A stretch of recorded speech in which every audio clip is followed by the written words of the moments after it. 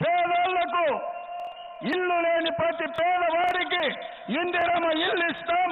ఇల్లు నిర్మించుకోవడానికి 5 లక్షల రూపాయలు ఇస్తాం. ముసలమ్మకు ముసలాయనకు 2,000 4,000 పింఛన్ ఇస్తాం. 100 రోజుల్లో 1,00,000 ఉద్యోగాల నోటిఫికేషన్లు ఇస్తాం.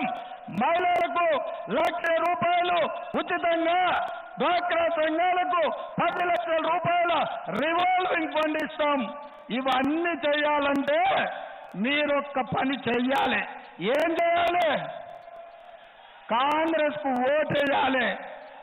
మీరందరూ, నేనేం మిమ్మల్ని కమిషన్లు అడుగుతలేను, కేసీఆర్ లెక్క నేనేం వాటాలు అడుగుతలేను, లేదా నేను కోడి కూర అడుగుతలేను, కళ్ళు సీసా అసలే అడుగుతలేను మిమ్మల్ని.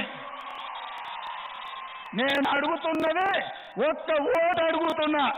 డిసెంబర్ 7 నాడు జరగబోయే ఎన్నికలలో పోలింగ్ బూతులకు పోయిన తర్వాత గుండెల నిండా ఊపిరి పీల్చుకోండి, ఒక్క ఏలు పెట్టి అస్తం గుర్తు మీద ఒత్తండి. సోనియమ్మ రాజ్యం వస్తుంది. సోనియమ్మ రాజ్యంలో ఇవన్నీ జరుగుతాయి మిత్రులారా. జై సోనియమ్మ, జై.